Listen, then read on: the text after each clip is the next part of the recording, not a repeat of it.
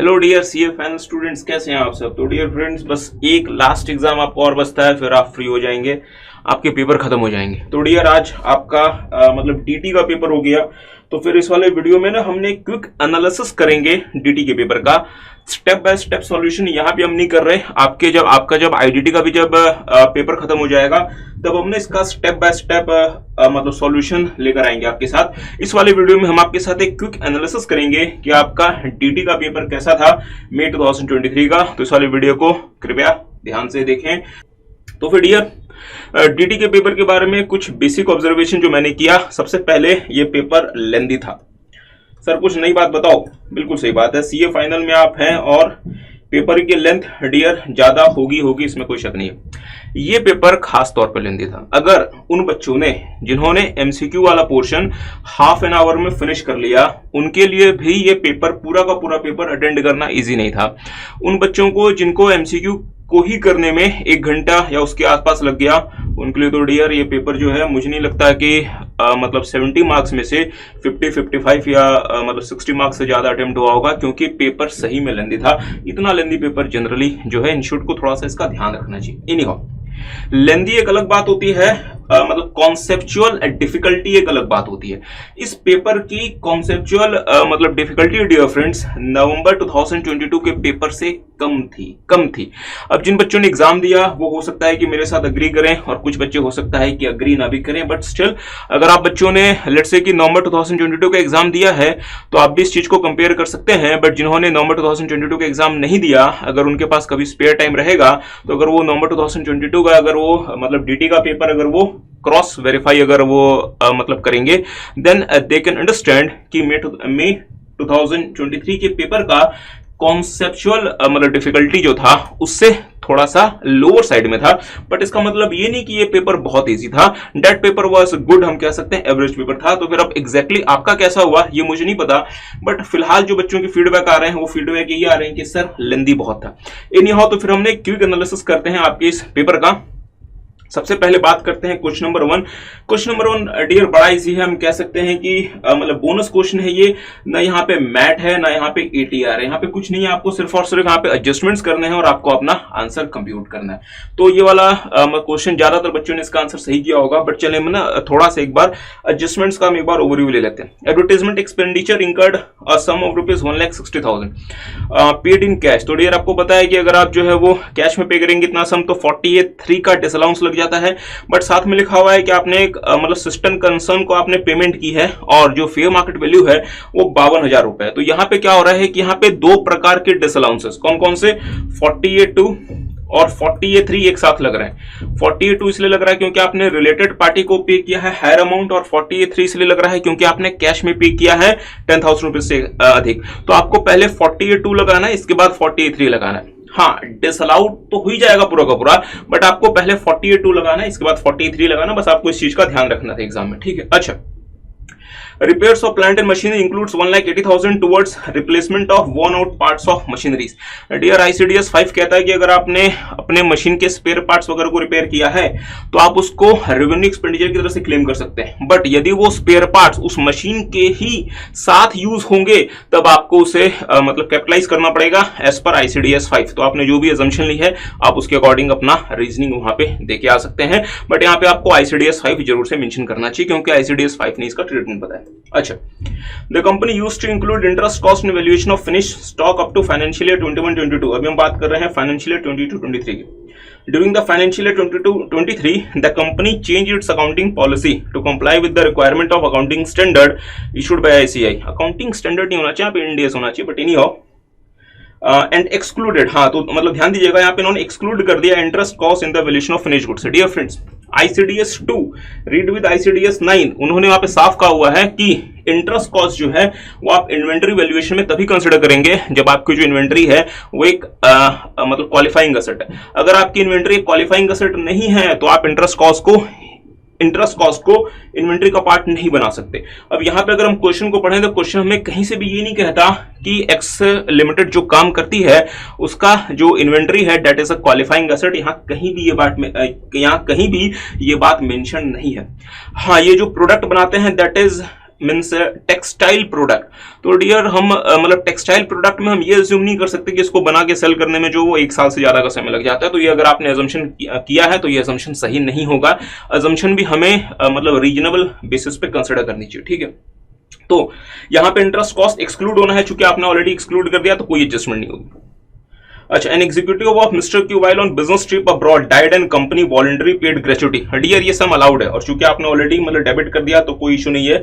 अगर आप case study इसमें कोट करना चाहें केस लॉ, तो मैंने चूंकि एनालिसिस किया हुआ इसका, तो ये जो केस लॉ है dear that is CIT versus Lakshmi cement private limited 1976 का केस है। तो डियर मैं ये एक्सपेक्ट नहीं करता कि आपने केस लॉ को यहाँ पे कोट किया होगा, और उसकी रिक्वायरमेंट भी नहीं है, बट ये सम अलाउड है, चूंकि आपने ऑलरेडी क्लेम कर लिया तो आपको इसमें और कुछ नहीं करना। अच्छा, capital expenditure of 81 incur towards for the purpose of promoting family planning. Dear अगर आप फैमिली प्लानिंग के प्रमोशन के लिए कोई भी एक्सपेंडिचर इंकर करते हैं कैपिटल नेचर का, तो आप एक इंडियन कंपनी होनी चाहिए। तो चूंकि आप एक इंडियन कंपनी है तो आपको वो अलाउड होगा, बट आपको 1/5 अलाउड होगा, सेक्शन 36(1)(9) है शायद उसके हिसाब से। चूंकि आपने पूरा 81 क्लेम कर लिया तो आपको इसका 4/5 एड बैक करना पड़ेगा। अच्छा, retrenchment compensation paid to employees for one of the units of the company which was closed down 14 lakh. तो आप पूरा का पूरा 14 लाख क्लेम नहीं कर सकते। 35 DDA कहता है कि इसका 1/5 आपको क्लेम करना है, तो आपको बाकी पोर्शन एड बैक करना पड़ेगा। मींस इसका 4/5 आपको मतलब 14 लाख का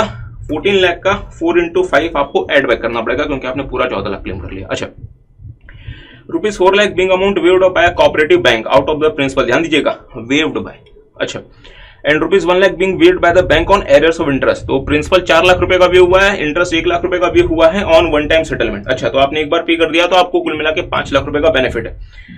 आगे लिखा हुआ है the loan was obtained for meeting working capital requirement 4 years back. So साहब दिस इज द रिमिशन और cessation of the trading liability, section 41(4) लग जाएगा। 5 लाख रुपए आपका PGBP की तरफ से क्रेडिट हो जाएगा। तो चूंकि यहाँ पे अगर आपने ऑलरेडी क्रेडिट कर दिया तो बहुत अच्छी बात है, अदरवाइज ये 5 लाख रुपए आपको एड बैक करना पड़ेगा। Contribution towards employees pensions to market losses amounting to ₹6 lakh. Mark to market losses आपको डिसअलाउ होते हैं। ICDS उन कहता है कि सिर्फ और सिर्फ वो मार्क टू मार्केट लॉसेस जो कि बाकी ICDS के हिसाब से होते हैं सिर्फ वो अलाउड है। आपने ऑलरेडी क्लेम कर लिया, 6 लाख रुपए आपको एड बैक करना पड़ेगा। 1 लाख रुपए का मतलब सेटलमेंट गेन है, तो ये आपके प्रॉफिट में मतलब मींस बिजनेस इनकम की तरह से टैक्स हो जाएगा।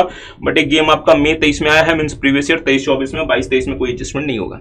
अच्छा, provision for gratuity based on actual relation 4 lakh रुपए आपने डेबिट किया, सब अलाउड नहीं है। जितना ग्रेचुटी आप पे करते हैं बस उतना अलाउड होता है। तो 4 लाख रुपए आपने डेबिट किया, और मतलब 4 लाख रुपए आपने जो इसका मतलब प्रोविजन बनाया 4 लाख, और मतलब डेबिट किया आपने 275, तो 125 एड बैक कर दो। अच्छा, the company furnishes the following additional information. The company has obtained a loan of ₹4 lakh from ABC Private Limited in which it holds 16% voting rights। तो डेर आपने एक क्लोजली हिल्ड कंपनी से अगर आपने loan लिया है, means loans and advances to a closely held मतलब by a closely held company to the shareholder who holds 10% और more of the equity share capital of the company. तो जितना आपने लोन लिया है उतना अकॉर्डिंगली जितना उसका एक्यूमुलेटेड प्रॉफिट है वो आपका अदर सोर्सेस की इनकम बन जाएगी। 4 लाख का लोन लिया है, accumulated profit on the date of receipt of loan ₹1 lakh. तो ये पूरा का पूरा 1 लाख रुपए आपके मींस एक्स के हैंड में अदर सोर्सेस की इनकम बन जाएगी। बस यहाँ पे एक बात ये ध्यान रखनी है डियर कि यहाँ पे ना भले आपके पास मतलब 16% वोटिंग राइट्स है, ये पूरा का पूरा 1 लाख रुपए आ जाएगा। 1 लाख का 16% नहीं आएगा। बहुत सारे बच्चे ये वाली गलती कर देते हैं कि वो हो सकता है कि वो करें कि यार एक्स का तो शेयर सिर्फ और सिर्फ मतलब 16% है, तो 1 लाख का 16% ले लें।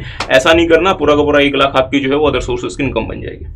The company has given iPhone अच्छा 1 mobile set to 5 distributors as incentive costing को 60,000 इच। तो डियर आप ये जो है वो बिजनेस परक्विजिट वगैरह दे रहे हैं, आपको 194R का TDS करना पड़ेगा यदि आप 20,000 रुपए से ज्यादा का पेमेंट कर रहे हैं। और यहाँ पे आपने 60,000 रुपए पे किया है, मतलब ये हुआ कि 5 लोगों को दिया है, मतलब 3 लाख रुपए हो गया। आपको इसका TDS करना पड़ेगा at the rate of 10% under section 194R I think, हाँ अगर 194R अगर आपने नहीं किया तो 30% डिसअलाउ हो जाएगा। 40A1 के हिसाब से मींस 90,000 रुपीज एड बैक हो जाएगा। अच्छा, The company during the financial year has contributed a sum of 350 to approved electoral trust by RTGS। ठीक है साहब, तो ये जो है आप इसको बिजनेस इनकम की तरफ से क्लेम नहीं, आप इसको मतलब बिजनेस एक्सपेंडिचर की तरफ से क्लेम नहीं कर सकते। 350 एडबैक हो जाएगा और आपको जो है वो ग्रॉस टोटल इनकम में से माइनस हो जाएगा। 80 GGB में आप इसको क्लेम कर सकते हैं। तो डेट वाज इजी क्वेश्चन। अच्छा, क्वेश्चन 2A की बात करते हैं। हाँ, स्टेप बाय स्टेप सॉल्यूशन हम आपके साथ मतलब लेकर आएंगे। आपका आईडीटी का एग्जाम ओवर हो जाए उसके बाद एक ओवरव्यू ले लेते हैं। इस वाले क्वेश्चन में बस एक खास बात है डियर, पॉइंट नंबर 4, जिसमें वर्चुअल डिजिटल एसेट की भी कैलकुलेशंस इंस्टीट्यूट ने दे दी। सेक्शन 115 BBH वो कहता है कि अगर आपने वर्चुअल डिजिटल एसेट से कोई भी इनकम कमाई है तो आपको उस पर फ्लैट 30% का टैक्स देना पड़ेगा। उस पर आपको किसी भी तरीके का लॉसेस वगैरह सेट ऑफ नहीं आप उसमें कर सकते, और आपको सिर्फ और सिर्फ एक एक्सपेंडिचर अलाउड है, that is the cost of acquisition. इसके अलावा आपको एक्सपेंसेस ऑन ट्रांसफर वगैरह अलाउड नहीं है, ठीक है। तो अगर आप यहां पे देखेंगे, mister A purchase 1000 bib coins a virtual digital currency on 1/4/2022, और हाँ डियर 1/4/2022 से ही आपका सेक्शन 115 BBH अप्लाई हो जाता है। तो इसका मतलब ये जो आपने जो मतलब ट्रांजेक्शन किया है ये 115 BBH में कवर्ड है, ठीक है। अच्छा, तो आपने ये परचेज कितने में किया था? 1000 इंटू 1000 मतलब 10 लाख रुपए, और आपने इसको सेल कर दिया है 15/2/2023 को। Sir period of holding count होगा, इससे कोई फर्क नहीं पड़ता पीरियड ऑफ होल्डिंग से, क्योंकि फ्लैट रेट है आपका 30% का, चाहे वो शॉर्ट टर्म है चाहे वो लॉन्ग टर्म है। इंटेंशन आप किससे इसको होल्ड करते हैं उससे भी कोई फर्क नहीं पड़ता। आपका जो आप जो है वो मीन्स आप इसको जो है डियर वो मीन्स ट्रेडिंग एसेट की तरह से भी होल्ड कर सकते हैं, और आप इसको इन्वेस्टमेंट की तरह से भी होल्ड कर सकते हैं, पर कोई फर्क नहीं पड़ता क्योंकि फ्लैट टैक्स रेट और किसी भी तरीके का सेट ऑफ लॉसेस वगैरह अलाउड नहीं। अच्छा, तो आपके जो सेल प्राइस आ गया आपका 1300 रुपए इंटू 1000 मीन्स 13 लाख रुपए, और कॉस्ट आती है 10 लाख रुपए, मतलब 3 लाख रुपए का फ्लैट 30% आपका इस पे टैक्स बन जाएगा, ठीक बात है। अच्छा, ध्यान दीजिएगा, short term capital loss on sale of property, तो इस लॉस को आप इसके अगेंस्ट एडजस्ट नहीं कर सकते। बिजनेस लॉस को भी आप एडजस्ट नहीं कर सकते। ग्रॉस सैलरी, तो आप ग्रॉस सैलरी से, हाँ सैलरी इनकम से जो है आप अगेन बिजनेस लॉस को सैलरी इनकम से भी आप सेट ऑफ नहीं कर सकते, और कैपिटल गेन के मतलब कैपिटल गेन के लॉस को आप किसी और इनकम से सेट ऑफ नहीं कर सकते। तो ये दोनों आपका कैरी फॉरवर्ड हो जाएगा। ये आपकी 50,000 रुपए का आपका स्टैंडर्ड डिडक्शन आपको मिल जाएगा 2250, और ये आपका 3 लाख रुपए पे फ्लैट 30%। तो इस पे आप स्लैब रेट लगा देंगे और इस पे फ्लैट आप 30% लगा देंगे। That was an easy question. Question तो इजी था डियर, बट इसमें नंबर भी सिर्फ 4 है, तो 4 नंबर के हिसाब से रीजनेबल क्वेश्चन, ठीक है। अच्छा, LMN are 3 partners of MG of Majors LNG Associate a partnership firm। और यहाँ पे क्या हो रहा है कि डियर यहाँ पे ना पार्टनरशिप फर्म का रिकॉन्स्टिट्यूशन हो रहा है, और रिकॉन्स्टिट्यूशन में एक पार्टनर यहाँ पे रिटायर हो रहा है, और उस पार्टनर को जो रिटायर हो रहा है फर्म उसको कैश भी दे रही है, स्टॉक एंड ट्रेड भी दे रही है, और प्लॉट मीन्स हम कह सकते हैं कि मतलब कैपिटल एसेट भी दे रही है। तो यहाँ पे सेक्शन 9B भी मतलब सेक्शन 9B का भी, और दूसरा यहाँ पे सेक्शन 45(4) की भी एप्लीकेबिलिटी आएगी, ठीक बात है। अच्छा, आगे आते हैं बी, मेजर्स एबीसी का। तो ये क्वेश्चन कुछ बच्चे कह रहे थे कि थोड़ा सा अजीब सा है। नहीं डियर, ये अजीब सा मतलब अजीब सा क्वेश्चन नहीं है। अगर आप इसके कॉरस्पॉन्डिंग नवंबर 2022 का क्वेश्चन अगर आप मतलब देखेंगे, उसके मुकाबले बहुत इजी क्वेश्चन है। देखेंगे मेरे साथ साथ, मेजर्स एबीसी का company incorporated in Korea entered into an agreement with XYZ Limited in Indian company for providing assistance to the latter, मतलब इंडियन कंपनी को for setting up a power plant in Gujarat. अच्छा, तो साहब किस तरीके का assistance? Offshore services in the nature of drawing and designing of electric and networking work. Offshore services का मतलब कोरिया में बैठे बैठे, भारत नहीं आए थे वो। ऑनशोर सर्विसेज मतलब भारत आके। ध्यान दीजिएगा डियर, ये जो ऑनशोर सर्विसेज के लिए 3 करोड़ रुपए है, ऑफशोर के लिए 3 करोड़ रुपए है, और ऑफशोर के लिए 2 करोड़ रुपए। अच्छा, कंसिडरेशन को आपने किस तरीके से पे किया? 3 करोड़ रुपए का आपने क्या जो है वो बैंक के थ्रू पे कर दिया, और 6% का आपने मतलब डिवेंचर्स इशू कर दिया फॉर ऑनशोर सर्विसेज। अच्छा, ध्यान दीजिएगा डियर फ्रेंड्स, अगर आप ऑनशोर सर्विसेज दें चाहे आप ऑफशोर मतलब सर्विसेज दें, चूंकि आपने यहाँ पे जो सर्विसेज दी है वो आपने एक पावर प्लांट के कॉन्टेक्स्ट में दी है, और आपने उसमें कौन सी सर्विसेज दी है? Drawing and means design of electrical work etcetera. तो ये आपका FTS बन जाता है, फीस फॉर टेक्निकल सर्विसेज, और आप इसको रॉयल्टी तो नहीं, चले रॉयल्टी भी आप कंसिडर कर सकते हैं एग्जाम के मतलब सिचुएशन में, बट हाँ ये सेक्शन 916 और 917 में कवर हो जाता है।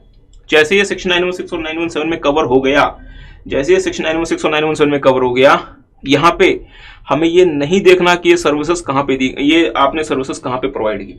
As long as the services are for being used in India, वो पूरे के पूरा अमाउंट आपका भारत में लायबल टू टैक्स हो जाएगा, ठीक बात है।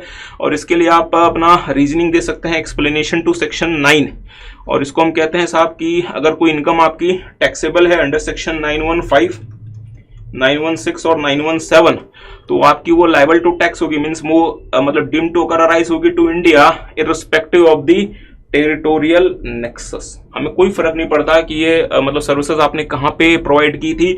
नॉन रेजिडेंट का भारत में कोई प्लेस ऑफ हम कह सकते हैं कि मतलब रेजिडेंट है कि नहीं है वगैरह वगैरह, इनसे हमें कुछ भी फर्क नहीं पड़ता।